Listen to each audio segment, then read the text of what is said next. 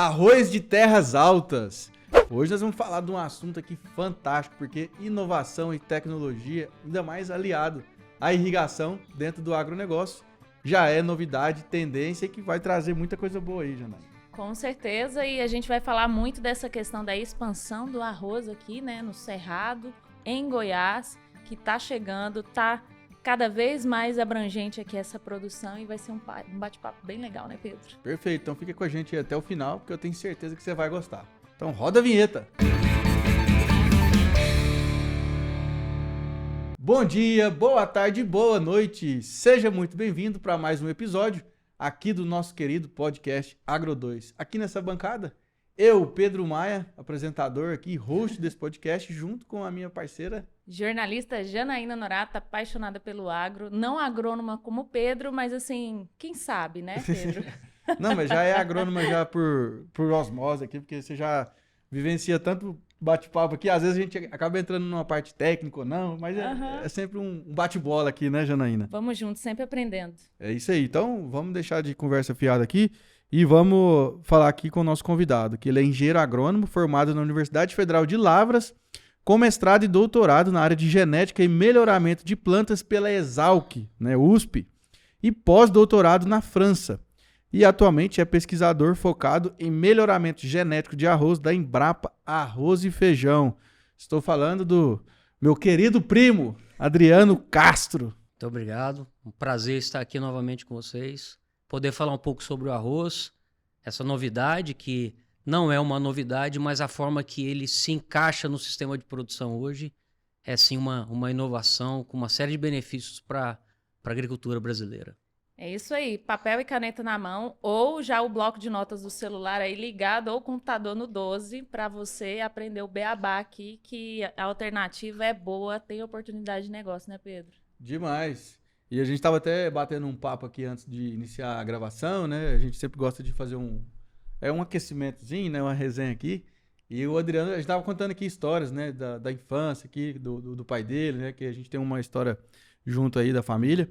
E tava explicando, né, sobre como que se deu a infância, né, junto com o pai dele lá em Uruana, na terra da melancia, aqui no norte de Goiás. E aí, Adriana, como é que foi para você assumir essa responsabilidade de também seguir os passos do grande Emílio Castro aí na pesquisa agronômica? Pedro, eu acho que foi natural, né, a gente, de maneira indireta, foi induzido a conduzir o caminho da agronomia, seguir esse caminho da agronomia, que é extremamente interessante, né? Espontaneamente, né? Espontaneamente, eu observava meu pai, por exemplo, no trabalho, finais de semana, acompanhava ele, ou na própria fazenda, falando sobre o cultivo do arroz, sobre o cultivo da soja, do milho, do gado e da importância do pasto e etc. E como é que isso impacta na vida da gente, né, do ser humano, e a gente fica, né, viajando e sonhando com isso, né, de poder contribuir com isso, né? E acabou que eu tive um tempo na iniciativa privada, mas acabei entrando na Embrapa, né? Então é uma forma de exercer essa profissão em prol da sociedade brasileira. Então, filosoficamente, é extremamente recompensador, né? Poder retribuir isso aí, impactar positivamente a nossa agricultura, né? Antes da gente entrar nesse bate-papo aí técnico, o papo aqui antes, gente, era muito família, era muito essa questão das raízes, do legado, né, do campo. E eu queria te levar para um túnel do tempo. Você falar como que foi crescer com um pai agrônomo, que te ensinou tantas coisas que hoje são a base da sua profissão. Não só o pai, né? Mas exato. Família, o contexto. A família, gente. O pai agrônomo, 2 avós que foram... Meus avós eram fazendeiros, um em Minas Gerais, mexia com leite, né, nessa época. Eu lembro que eu ia de férias lá para Lavras e ele a gente ia, né, para fazenda com ele, passava 4, 5 dias lá e no meio do mato, né? Eu e meu avô lá e observando, né, o leite, o pasto, etc. E eu vinha aqui para Goiás nos finais de semana, ia para a fazenda do meu avô, a mesma coisa. Desde pequeno andando, observando. Meu tio, que era produtor de melancia em Uruana. Meu pai, que trabalhava na pesquisa, mas que conversava de agronomia o tempo todo, né? Então, a gente vai vendo, né, essa mágica, né, de plantar uma semente e colher um fruto, né, uma produção, um saco de feijão, de arroz. E isso é muito interessante, né? A gente que segue por esse caminho, você falou aí que talvez, né, possa seguir isso no futuro, entrar por uma agronomia, isso é realmente muito interessante. E isso não acaba, né? Eu estive ontem numa fazenda próximo de Ipameri, vendo uma produção de arroz e é extremamente recompensador, né? Ver que a gente pode contribuir para essa produção que sai de uma lavoura e vai alimentar milhares de pessoas, né? Então, foi uma indução, né, para caminhar para essa profissão lá do início e que eu acho que eu fiz a escolha correta, né? Eu não tenho dúvida disso, né? Engraçado que quando eu fiz vestibular aqui em Goiânia, eu tinha 4 faculdades, 2 eu prestei para agronomia e 2 para medicina, né? Ainda bem que eu não passei, que eu não segui para medicina. Mas você sabe a diferença, né, do médico e do agrônomo? Qual que é a diferença? Você sabe? Não, essa é velha, essa é clichê já. Eu tô imaginando aqui. Quando o médico erra, a terra esconde. Quando o agrônomo erra, a terra mostra, né? Não, isso é bom. Que legal, cara. Não, e as suas irmãs também são agrônomas, né? Minhas irmãs são agrônomas, uma trabalha na Embrapa de Brasília, na área de melhoramento de batata, e minha outra irmã trabalha no Instituto Oswaldo Cruz, na Fiocruz, com controle de doenças causadas por insetos, como as chagas e entre outras doenças, né? Prevenção dessas doenças, que elas acometam mais pessoas, né?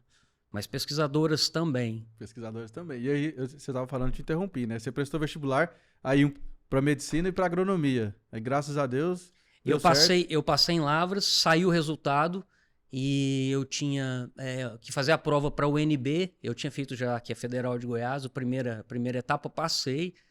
E aí eu tinha que fazer a prova da UNB para medicina. E aí, a hora que saiu Lavras, eu falei, será que eu vou fazer essa prova? Eu já falei, não, eu vou seguir mesmo a agronomia. Nesse meio tempo, eu acho que eu acabei decidindo, realmente, batendo o martelo.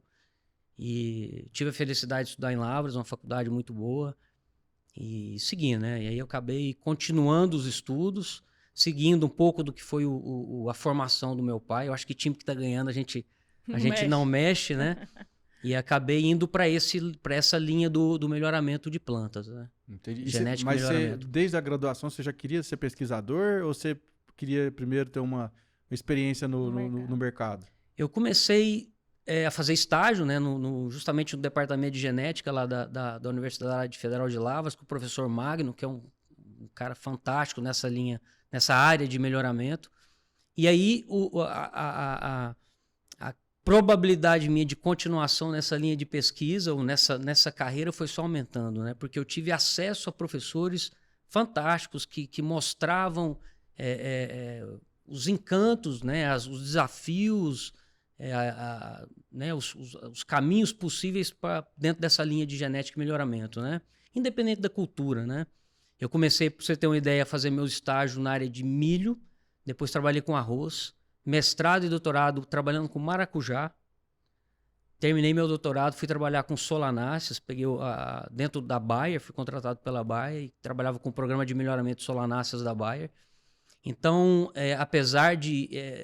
o melhoramento te dá essa oportunidade, né, de você trabalhar com qualquer cultura possível, né, desde o eucalipto até um tomate, uma cebola. Tudo é genética, né? Tudo é genética, tudo passa pela genética. Então, é uma carreira muito interessante, no sentido de oportunidades no mercado também. A gente estava conversando aqui nos bastidores, queria ressaltar aqui para a galera ouvir, que vocês respiram agronomia, porque como que funciona os bate-papos assim, até no dia de folga? No churrasco, né? Churrasco da família, reunião. Bom, a gente, quando se encontra, eu acho que até parte de mim, né, de contar as novidades, né? Olha, eu tive numa fazenda tal, o pessoal tá plantando arroz e entrando com alho ou com feijão e a gente está coletando esses benefícios e está caminhando para isso. No Brasil nós estamos fazendo 3 safras em 11 meses. Então, assim, é um bate-papo muito rico, né? E interessante para quem gosta da agronomia, né?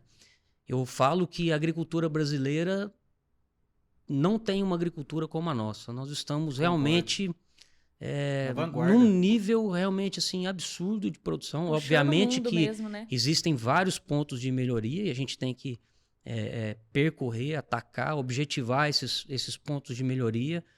Mas o que é a nossa agricultura hoje e o potencial que tem essa agricultura nossa é absurdo, né? Então, existe essa vontade de poder conversar de agronomia. Da mesma forma que eu conto com o Pedro, a gente quer conversar, Sempre. a gente está falando da irrigação, né? O Do papo não professor acaba, né? José Alves, que é um colega, uma pessoa que a gente admira né, em comum, e outras coisas, hortifruti, arroz, feijão, soja, o gado. Então, e aonde vai parar isso, né? Não, eu acho que... Eu acho não, né? Tenho certeza, né? O Brasil chegou aonde está hoje nos níveis de produtividade e produção graças à genética, né? A evolução do melhoramento genético, né? Você pode pegar aí coisa de 20 anos atrás, uma lavoura produzia 40 sacos de soja.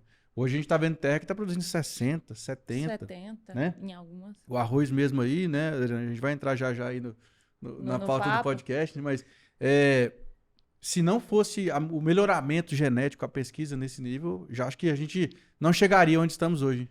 Eu concordo com você, só que eu coloco o manejo aí também como parte importante para extrair da genética o máximo potencial produtivo, né? Então, só um dado para vocês, em 1970, nós precisávamos de 6, 7 milhões de hectares para produzir 12 milhões de toneladas de arroz, que é o que o brasileiro consome, né? Hoje nós precisamos de 1,5 milhão de hectares para produzir a mesma quantidade de Olha aí. arroz. Verticalização total, né? É uma Nossa. eficiência muito maior, né? Então, Absurdo. e aí isso gera o que a gente chama de tecnologia poupa-terra, que é um termo que a gente utiliza dentro da Embrapa, né? Então, se a gente pensar que de 6 milhões de hectares para 1,5 milhão, nós liberamos, né, uma quantidade de área muito grande para Absurdo. outras culturas, né? E então é eficiência que a nossa agricultura está caminhando, está percorrendo e a gente está colhendo os frutos. Mas vamos falar do arroz de terras altas? Vamos. Hoje o bate-papo é arroz, é essa cultura que tá na mesa do brasileiro todo dia. Todo Eu, dia. particularmente, tenho uma frase que eu digo muito, Pedro. Churrasco sem arroz, pra mim, não é churrasco. É mesmo? Eu gosto de uma carninha assada acompanhada daquele bichinho branquinho, assim, sabe? Pra mim é um arrozinho, Chega um arrozinho com fumacinha. tomate. Aí eu Nossa, acho bom. bom demais, um vinagretezinho. Mas o arroz tem que ter. Tem que ter. Tem que ter. E já entrando nessa cultura que é tão importante pra gente, acredito que no Brasil, assim, se for dizer das grandes cidades e até na roça também, o arroz é todo dia, né, Pedro? Não Todo tem como, dia. não tem como. Lá em casa mesmo, a gente deve consumir em torno de um pacote de 5 quilos. Eu, minha esposa e a nossa neném. Uai, então vocês estão mais magrinhos que eu e meu esposo. Vocês consomem mais?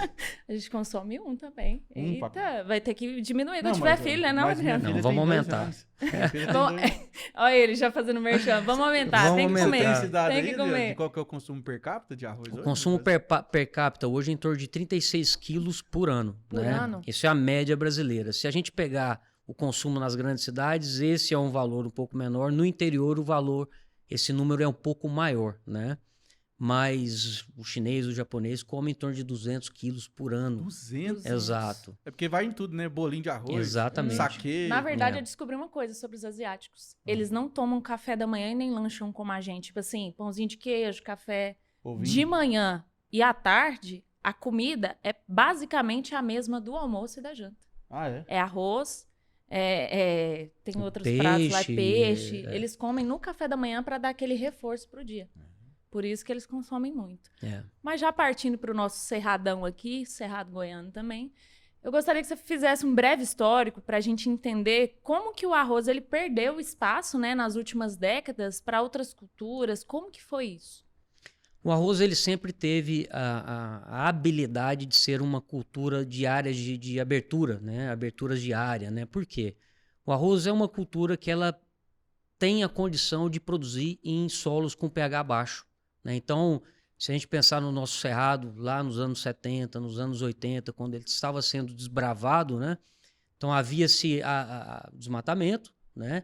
E a primeira cultura que era cultivada era o arroz, né? Então o Era arroz... Barreirão, não era? O barreirão veio um pouco depois, que era o arroz plantado junto com a forragem, né? Pensando na formação dos pastos. Mas inicialmente era o arroz solteiro, né? Então plantava-se o arroz, produzia-se bem, né? O arroz vai muito bem nessas áreas de abertura, ele aproveita aquela fertilidade que não é tão alta, mas ele consegue converter isso para uma produção boa a razoável, né? Então, a gente pensando no nosso Goiás, Mato Grosso, né, as áreas de abertura, né, naquela época de anos 80, 70, a gente imagina o tamanho da área que era necessário. E, ao mesmo tempo, a gente não tinha essas produtividades que a gente tinha hoje.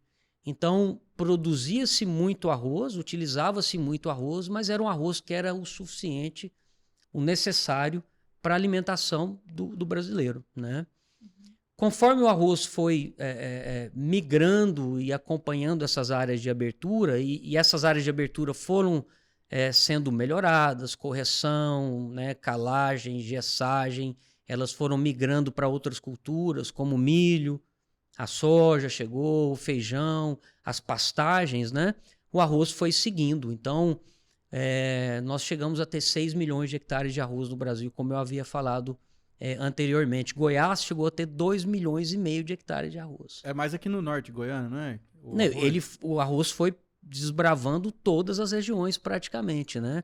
Porque se você plantar milho ou soja nessas áreas de baixa fertilidade, de pH não adequado, ácido, né? Então as produtividades são muito ruins, né? Não se paga o custo de investimento, né? E o arroz, ele fazia isso. Você poderia plantar o arroz, fazer a calagem, mas não pensando na correção para a cultura do arroz, porque a calagem demora um tempo ali para fazer o trabalho dela, né? Essa área era preparada pelo arroz para a entrada de outras culturas, né?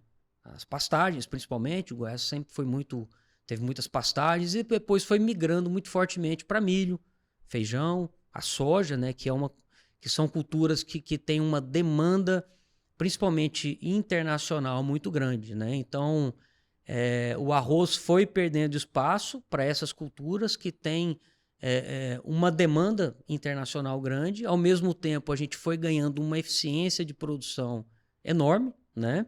As médias de produção brasileiras de arroz cresceram muito, então a gente começou a precisar de menos área com arroz para alimentar a nossa população. Então, o arroz migrou, as áreas ficaram são áreas bem menores do que esses 2,5 milhões de hectares lá dos anos 70, 80. Aqui em Goiás. Aqui em Goiás. E hoje o arroz a gente posiciona ele de outra forma, né? A gente não fala mais de arroz para áreas de abertura, né? É uma outra filosofia, uma outra tecnologia que nós vamos poder conversar aqui um pouco mais aqui para vocês. Dentro dessa tecnologia, como que a pesquisa fez essa parte, essa contribuição, né, Pedro, de trazer novas cultivares ou novos elementos para que o produtor conseguisse enxergar no arroz novas possibilidades, eu digo, dentro do cerrado? Bom, então a gente dá um salto para aquela história do arroz de abertura de área para um arroz que nós estamos posicionando hoje no mercado. Então o arroz hoje no mercado, ele convive com a soja, com o milho, com o feijão, com a pastagem, com o hortifruti, né?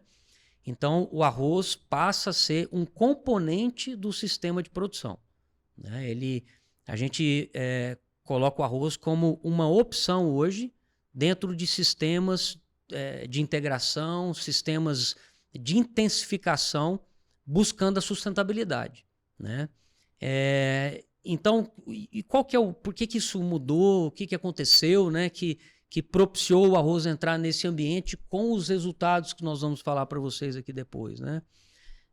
Nós lançamos, tem todo um programa que veio buscando desenvolver cultivares que estivessem adaptadas a esse tipo de ambiente.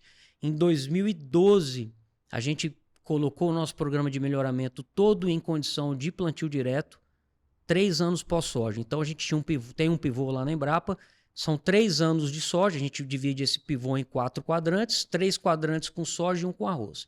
Então, todo ano, o nosso programa de melhoramento entra num esquema de plantio direto pós-soja. Então, a gente começou a identificar nesse ambiente linhagens que se destacavam nesse tipo de ambiente. E o que essas linhagens tinham que ter de diferencial? tolerância ao acamamento, né? Porque nós estamos falando de áreas de maior fertilidade, áreas de soja, de milho, de feijão, de hortifruti, né? Então o arroz não pode acamar. Só explicar para o pessoal para quem tá ouvindo, assistindo, o acamamento, né? De cama, né? Ou seja, ele deita, né? Então aí quando ele deita, aí fica impossível a máquina entrar para trabalhar, né? Para colher, né? Principalmente. Então, procura-se arroz que não acama, né, Adriano? Isso é uma característica que acontece com a soja também, com o milho, etc. Mas o arroz, ele tinha essa suscetibilidade por conta dos materiais que a gente trabalhava antigamente, por conta das áreas que eram mais pobres, o arroz acabava não se desenvolvendo tanto. Então, a Embrapa começou a colocar no mercado cultivares que eram tolerantes ao acamamento, responsivas a esse ambiente de alta fertilidade, em termos de produtividade, então arroz que produz muito, e com excelência em qualidade de grãos, que é esse qualidade de grãos que o nosso mercado busca, e o nosso mercado é extremamente exigente em um tipo de grão, que é o arroz branco, agulhinha, polido, e quando o produtor colhe esse arroz e ele vai ser beneficiado, ele tem que dar o maior rendimento de grãos inteiros possível, e essa massa de grãos ou esse arroz beneficiado, ele tem que ser um arroz, ele tem que ser uma massa que lembra um vidro, né? Então não é desejável que exista o gessamento ou o centro branco ou a barriga branca no arroz, né? Então o que é essa barriga branca? Isso é opaco, que ele fica opaco. Ele fica opaco, né? Isso é uma má conformação dos grãos de amido, tá? Isso existe um controle genético e um efeito ambiental que faz dar mais gessamento ou menos gessamento. Mas do ponto de vista de genética, a gente foi batendo muito forte, selecionando muito forte contra o gessamento. Então hoje, por exemplo, uma cultivar como a BRS A502, que foi colocada no mercado, ela tem tido uma qualidade de grãos melhor do que o arroz que tem vindo para nós lá do Rio Grande do Sul, né? Que é um arroz conhecido por ter uma boa qualidade de grãos. Que é o qualidade premium? Que é a qualidade premium, né? Então, hoje, o arroz de terras altas, ele entra nesses sistemas integrados de produção, sem problema de acamamento, com alta produtividade e excelência em qualidade de grãos. Só para a gente explicar, esse arroz de terras altas, gente, é aquele sequeiro, né? Aquele de terra planície, né? Exato, é o arroz cultivado da mesma forma que a soja, que o milho. É porque tem o alagado também, né? E tem esse de terras altas. E, Adriano, o que é uma produtividade boa de arroz, né? Porque assim, soja a gente vê, né? 60 sacos, milho, 180, 200. E como é que é o arroz? Bom, aqui para Goiás existem algumas configurações de posicionamento do arroz, né? Tem o arroz plantado antes da safra tradicional, antes do começo das chuvas, e aí nós estamos falando de arroz sob pivô central. Isso, que aí tem que ser, não tem água, né? Por conta da falta de água, ou também o arroz entrando em segunda safra, principalmente quando ele é semeado ali em torno de janeiro, né? Meados de janeiro, depois até o final, depois da soja, né? E aí você utiliza a irrigação como complementar. Caso haja uma falta de água ali em março, você faz uma irrigação pontual para você ter a sua lavoura concretizada, né? Então, para esse tipo de ambiente, nós desejamos pelo menos 100 sacas por hectare. 100 sacas de 60 quilos? De 60 quilos. Então, 6 toneladas por hectare. E são muitos os exemplos nas últimas 2, 3 safras com produções de 120, 130, 140, 150 sacos por hectare. Terras altas. Caramba. Em terras altas. Então, é uma produtividade extremamente interessante. Nesse tipo de ambiente em que há uma alta fertilidade já do solo, normalmente a utilização de insumos e fertilizantes ela é minimizada, né? E mesmo assim você consegue essas altas produtividades. Então nós estamos falando de uma produção com custo baixo e um retorno muito interessante. Então, esses produtores que começaram a experimentar esse novo arroz de terras altas são produtores que estão aumentando as áreas no segundo, no terceiro ano. Essa safrinha, né, de arroz. Exatamente. Né? E, Adriano, e você acha que isso pode estar relacionado do fato da soja ser uma cultura fixadora de nitrogênio no solo, que quando vier o arroz vai se beneficiar desse nitrogênio? Pedro, com certeza, né? Essa é a rotação de culturas que a gente aprende lá na agronomia como um preceito básico, né? Para como se fosse uma boa prática, né? Dentro da agronomia, dentro da agricultura. Então, obviamente, o arroz responde a esse ambiente da soja, mas o que é mais interessante é que o feijão e a soja e outras várias culturas se beneficiam muito do arroz, do que o arroz deixa no solo. Então, o arroz é uma gramínea, né? Então, nós estamos falando, vamos pensar numa rotação soja, arroz, feijão, né? O arroz é uma opção ao milho, que vinha sendo utilizado. Essa dobradinha soja, milho, é uma dobradinha interessante, mas que para alguns sistemas ele tem trazido problemas, né? Principalmente problemas de doenças de solo. Problemas de doenças de solo que têm inviabilizado a produção de algumas culturas, né? A gente acompanhou uma área em Santa Helena, nessa última safra agora, o arroz foi colhido lá em dezembro, em que o produtor teve que gradear, ele gradeou 2 pivôs centrais plantados com feijão, o feijão já estava com 60 dias, porque o agricultor viu que não ia colher uma boa produtividade, uma produtividade mínima que compensasse ele continuar investindo naquele feijão que já tinha 60 dias de idade. Caramba, hein? Então, são áreas que realmente são extremamente problemáticas. E esse produtor plantou o arroz em setembro, colheu esse arroz no começo de janeiro agora, 120, 130 sacos por hectare. E a ideia é entrar com o feijão novamente nesse tipo de área, né? Deu uma quebrada, né, naquele ciclo que exatamente. Que não Então, ia dar certo já. para algumas doenças, nós já temos trabalhos científicos que comprovam que o arroz diminui a incidência de alguns patógenos que são patógenos extremamente complicados para a soja e para o feijão. Nós ainda precisamos avançar nesse detalhamento completo do que está acontecendo com os micro-organismos benéficos, maléficos no solo, quando você entra com a cultura do arroz. Um outro dado, e é uma comprovação científica que nós temos, é que a soja plantada depois de arroz, nós falamos de 15% a 20% a mais de produtividade na soja. Era isso que eu ia perguntar para você. Pensa. A vantagem, você explicou as vantagens depois de colocar o arroz em safrinha.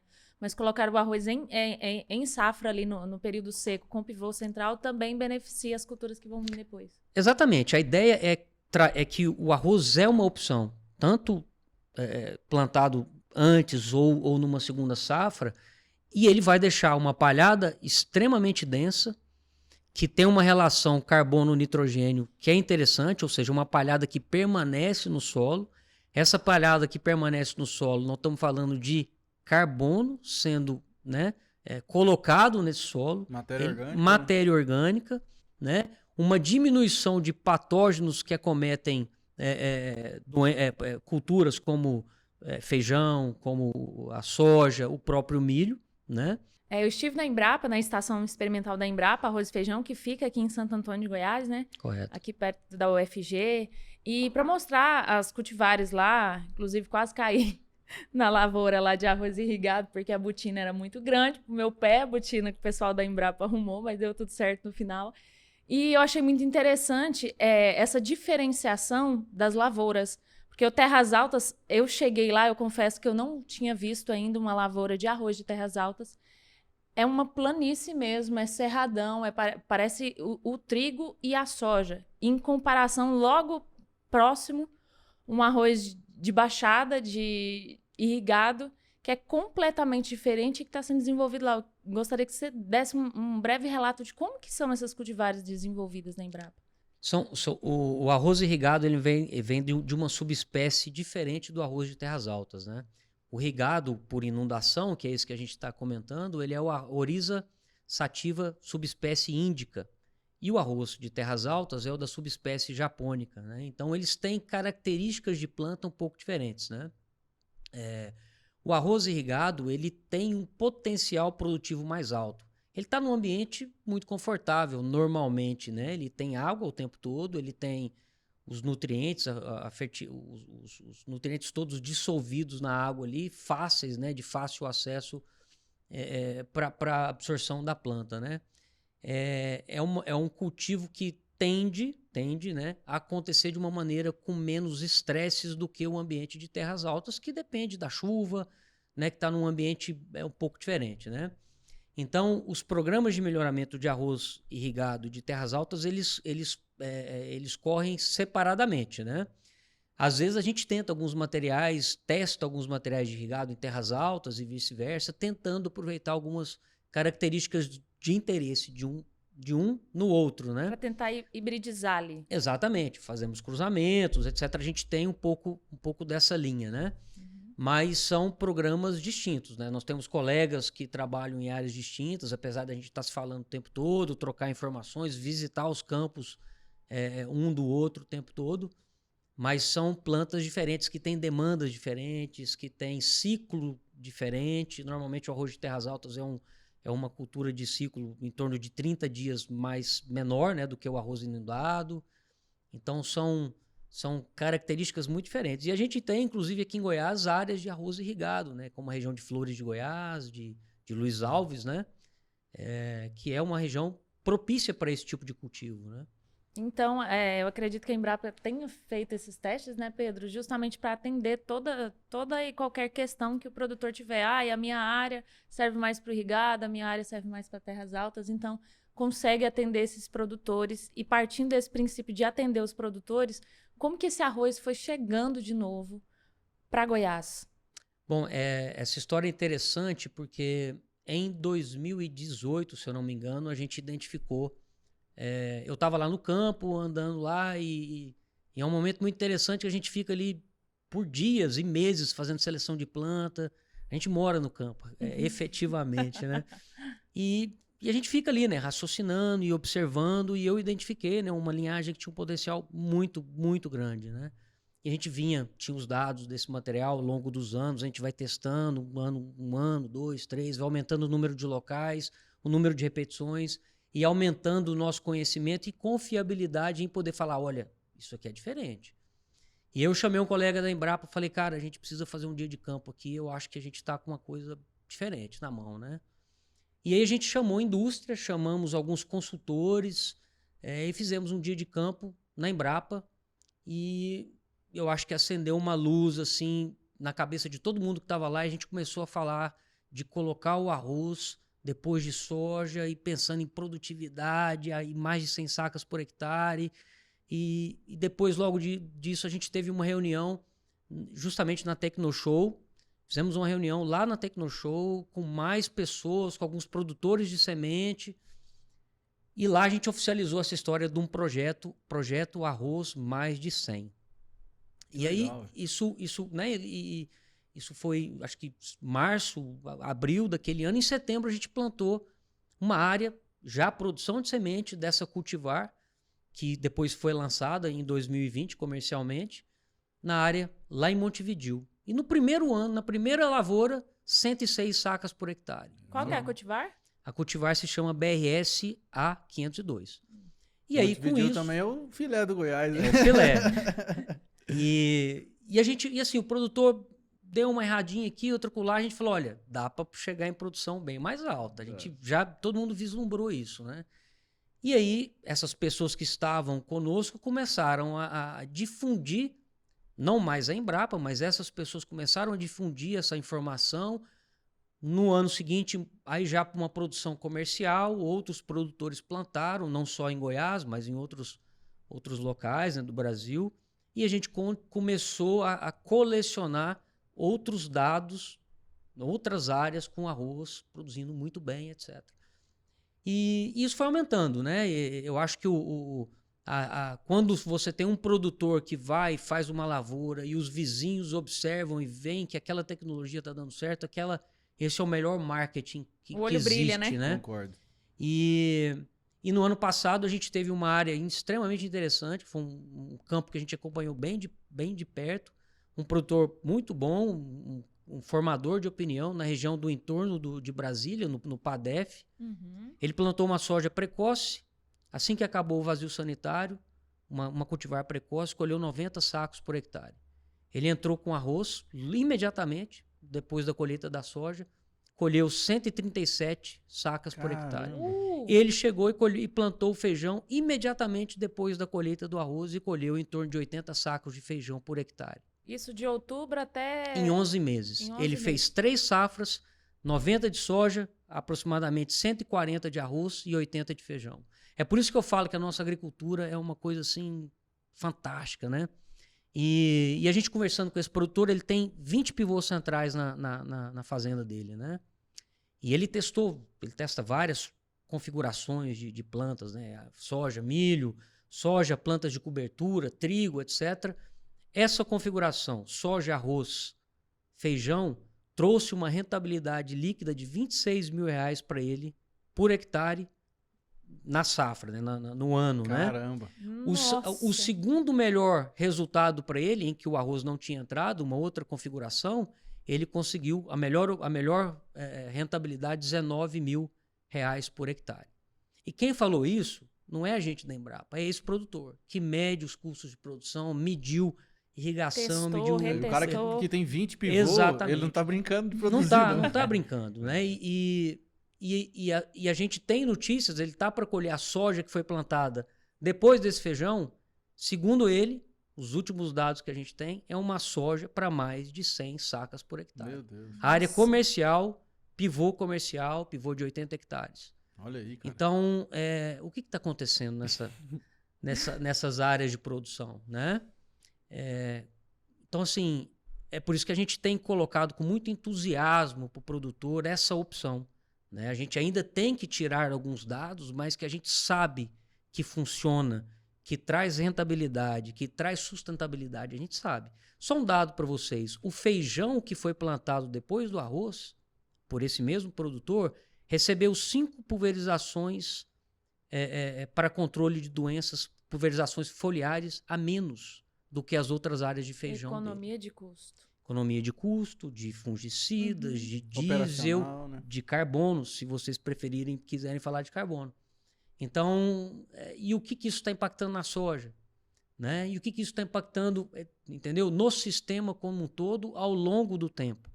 Então, isso a gente tem que medir. Isso é uma tarefa da Embrapa, a gente já está trabalhando nesse sentido, né? Que é para fazer essa radiografia, tanto do ponto de vista biológico, quanto do ponto de vista econômico, do ponto de vista do balanço de carbono que está acontecendo nesse sistema de produção. E a ideia daqui a um tempo, e isso, a nossa hipótese é que esse sistema é realmente interessante do ponto de vista agronômico, do ponto de vista de sustentabilidade financeiro, é publicar isso, é colocar isso como resultado da nossa agricultura para o mundo afora. Esparramar, né, Adriano? Bacana. E eu tava te perguntando, né? O maquinário é semelhante ao da soja? Tem alguma alteração? O maquinário, para se fazer. A única diferença é a semeadora, né? Uma semeadora normalmente que permita esse plantio adensado aí para 17, 20 centímetros entre linhas, né? Então, é o equipamento, são as semeadoras que são normalmente utilizadas para trigo, né, por exemplo. E então, essa colheita é a mesma, as pulverizações são os mesmos pulverizadores. Então, só há essa diferença da semeadora. Adriano, e por que o arroz não virou, não é uma commodity igual a soja, igual o milho, você sabe? Pedro, eu acho que isso é questão de tempo. Não é? Só para trazer um dado para vocês, a gente tem informações de 2 dias atrás da Conab e informações de fora do que está acontecendo no planeta. A produção esperada para esse ano de arroz no planeta é em torno de 500 milhões de toneladas. Para um consumo de 517 milhões de toneladas. Vai faltar. Então vai faltar. Né? Então, tem demanda, tem por quê? oportunidade. Nós temos países que são grandes consumidores de arroz que não estão conseguindo suprir mais a demanda interna. A China, que era autossustentável, já está importando em torno de 5 a 6% do arroz que eles consomem. E a tendência é só aumentar. A Índia, que é um grande produtor, está passando a China em população, vai ser o país mais populoso do mundo muito em breve, provavelmente esse ano, e também já está tendo que importar arroz. Né?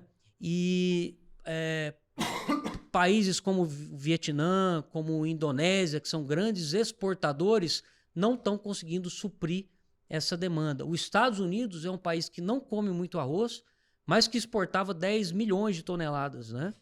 Os Estados Unidos diminuiu a sua produção de arroz por conta do problema Água também, né? 98% do arroz que se planta no mundo é esse arroz inundado, que consome muito mais água do que o nosso arroz de terras altas, que basicamente vai ser produzido com as chuvas, né? Em algum momento você faz uma irrigação complementar para se garantir a produção, né? Então o ouro está aqui. O ouro está aqui. Moço, eu falo, Deus é Terras brasileiro. altas. Nós temos hoje uma matriz alternativa de produção de arroz para o Brasil e para o mundo que ninguém tem. Presta atenção, produtor rural e profissional do agro que às vezes trabalha com outros grãos, não mexe com arroz, mas tem interesse. Considera. Pega esse spoiler aí, pega essa dica. Exatamente. E é questão de tempo para o mercado começar a sinalizar, olha, produzam o que a gente paga, né? O mercado externo, né? Porque a gente vai produzir o arroz que nós precisamos aqui, mas nós vamos, obviamente, ter que atender o mercado externo da mesma forma que a gente produz o milho, que produzimos a soja, né? E outras culturas, né? Visando o mercado externo. O arroz tá caminhando para isso aí. Só para a gente colocar o Brasil no mapa, para a gente entender. A produção de arroz hoje do Brasil, ela supre o mercado interno e é enviada um pouco para fora? Explica essa. Exatamente. A gente, até o ano passado, a gente vinha exportando mais, porque o arroz tem seus... O governo brasileiro tem seus acordos comerciais. Por mais que a gente tenha uma produção que atenda ao nosso mercado, a gente acaba importando um pouco de países vizinhos, mas a gente vem sempre exportando mais. E exportando cada vez mais para fora, né? Esse ano vai acontecer o inverso. A área de arroz inundado, né? Caiu um pouco. Houve um problema também de seca na região da fronteira oeste, no Rio Grande do Sul, que é uma região extremamente importante para a produção do arroz, né? Então, a nossa produção esse ano vai ser menor. E a expectativa é que a gente, depois de muito tempo, passe a importar mais do que exportar arroz nesse ano. E num ano, como eu falei para você, que existe uma demanda de um déficit de pelo menos 17 milhões de toneladas no mercado externo. Mercado extremamente aberto, que inclusive ele já deu spoiler aqui antes, que dá para plantar antes da cultura da primeira safra. Então já pega essa dica aí, se você quiser saber mais. Vamos passar o serviço aqui agora, né, Pedro? Vamos. O produtor, o profissional do agro que se interessou, que quer saber mais sobre as cultivares, como que pode fazer, planejamento, se especializar, como que a Embrapa pode ajudar?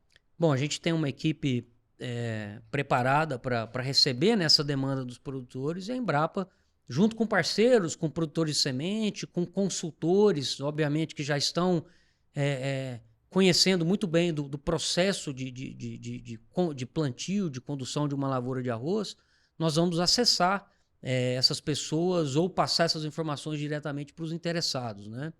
Então, entre em contato com a gente, que a gente tem entomologista, fitopatologista, o pessoal da fertilidade do solo, a gente da parte de genética, o pessoal da área de manejo, da parte de herbicidas, né? O pessoal da colheita e que pode, inclusive, dar dicas de onde vender, como vender esse arroz, etc. Então, nós temos todas as informações para poder municiar o produtor que estiver interessado, né, em fazer esse plantio. Eu tive, só para contar um caso, como eu estava falando, eu tive ontem na região aqui de Pires do Rio, Ipameri, e a gente foi visitar um produtor que produz alho, cebola, etc., e tendo problemas de solo, e quis experimentar o arroz, escutou e viu que a China é um grande produtor de alho, a China normalmente usa o arroz para fazer essa rotação, para manter as boas produções lá, e resolveu plantar arroz nessa região. E nós demos, obviamente, toda as informações, assistência. O produtor tem acesso ao nosso contato pessoal, ao WhatsApp nosso, e manda foto, a gente visita, etc. E a gente esteve lá visitando ontem mais uma área novamente com produção esperada muito alta, né? E o produtor satisfeito. E a gente teve lá, é interessante que o produtor chamou outros produtores vizinhos, produtores que estão produzindo 90 sacos de média de soja, por exemplo. É muita coisa. Vizinhos dele, todo mundo de olho e interessado. Mas vocês estão com um discurso muito interessante, né? Estamos querendo saber o que vocês têm para oferecer. Exatamente. Então, assim, eu acho que o mais importante é o produtor ter acesso à informação, saber que existe essa opção, é uma gramínea, diferente de outras gramíneas que entram ali como planta de cobertura, né, como a própria braquiária, às vezes, ou as próprias plantas, os mixes de plantas de cobertura. O arroz entra, além de ser uma planta de trabalho, como se diz, ele traz toda essa produtividade, né? Então, esse produtor que a gente visitou ontem, é lógico que cada caso é um caso, mas nós estamos esperando uma produtividade de 120, 130 sacos por hectare, com custo de produção de em torno de 50 sacos por hectare, né? Se vocês olharem o preço da saca de arroz praticado atualmente, e por conta de todos esses problemas que a gente citou, a perspectiva é de preço, manutenção ou aumento do preço da saca de arroz para esse ano. É só fazer as contas e entender a oportunidade que o produtor tem na mão. Oportunidade de negócio, né? E dá para visitar a Estação Experimental da Embrapa em Santo Antônio. Dá para visitar. Eu aproveito para fazer um convite. No dia 7 de março agora, a gente vai fazer um dia de campo no programa nosso de melhoramento de arroz. Então, nós vamos mostrar para quem tiver interesse, estão todos convidados, o que está vindo dentro do nosso pipeline de linhagens, o que o programa de melhoramento está desenvolvendo, materiais com resistência a herbicida, materiais com maior precocidade, com maior produtividade, né? Alguns trabalhos que a gente tem de manejo, de herbicidas diferentes, né, em cultura de arroz. Então, vocês estão todos convidados. Tem que se inscrever? Não precisa se inscrever, realmente é só chegar lá. Nós vamos estar com aberto, nós vamos estar com a estrutura toda montada para receber todo mundo lá. Estação Experimental da Embrapa Arroz e Feijão em Santo Antônio de Goiás, ali pertinho da UFG, ali, Emater, todo mundo ali. Parabéns aí pelo seu trabalho, cara. Muito interessante. Muita vanguarda, né? Tem um documento que eu tava vendo esses dias, da Embrapa 2030, não sei se você chegou a ver também, que ela faz uma visão do passado, né? Da agricultura nossa e o que a gente vai chegar, né? E de 1960 e 1970 para cá, o Brasil era um importador de alimento, né? Aqui faltava alimento, né? E hoje a gente está exportando alimento para o mundo, né? Graças a iniciativas, né? Como da Embrapa, de pesquisar, de evoluir, de melhoramento. E do produtor de colocar em prática, de testar também. Parabéns pelo seu trabalho aí. Arrepiou. Obrigado mais uma vez aí. Essa dobradinha pesquisa e produtor rural, ela é de sucesso. Sempre. Anos-luz aí, há muito tempo. Show de bola. E quem quiser seguir o Adriano nas redes aí, como é que é? Ela já até anotou. Eu anotei aqui, ó. É Adriano Min, M de macaco, I de igreja, M de macaco. Inclusive, eu vou colocar, a gente já tá com esse convite para o dia de campo. Lá nas redes. Eu vou colocar lá, né? Tá saindo hoje do forno esse convite. Então, quem tiver interesse pode entrar lá e vai ter esse convite lá também. E pode seguir a gente lá, porque, por exemplo, ontem eu coloquei um punhado de foto interessante dessa visita lá nessa área de produção, né? Arroz pós-alho, antes de alho, etc. Informação privilegiada, isso aí. Então, arroba Adriano Min, M de macaco, I de igreja, M de macaco. E tem também arroba Embrapa Arroz e Feijão, tudo junto. Você consegue ficar sabendo sobre tudo que tá rolando lá na Embrapa. E ele também posta coisa do Goiás também, que ele torce pro Goiás. Ih, é torcedor do Goiás? Tá todo jogo ele com tá lá força. no estádio lá. Com força, Esmeraldino. É isso aí. É isso. Nós temos até uma cultivar chamada, que saiu há pouco tempo, que se chama BRS Esmeralda, né? Será por quê, E aí né? o pessoal perguntava por que BRS Esmeralda. Eu falei, porque eu tenho uma avó minha que chamava Esmeralda, minha avó Esmeralda, né? Mas tinha uma dupla conotação aí pra isso. A outra você não contava, né? A outra você não contava. É isso. E o seu, Janaína, quem quiser te seguir? Arroba Janaína, com 2 As no final, H de Honorato. Janaína, 2 As, Honorato. É isso aí, o meu é arroba por Pedro Maia. E aí você pode também seguir o nosso canal Agro2, é arroba portal Agro2, tanto no Instagram quanto no TikTok. E também te convido para conhecer o nosso portal de notícias, lá que a gente está com notícias do Brasil, do mundo, da galáxia, do agronegócio aí, tudo que acontece. Passa por lá. Inclusive, a Janaína aqui é redatora. Vai lá me dar uns créditos lá, vai lá pagar as minhas contas. Muito Tamo texto junto. bom. Se inscreve no canal aí, deixa seu no like, canal. ativa o sininho. Isso aí. Um abraço. Acompanhe que tem muito assunto para rolar. Tchau, tchau.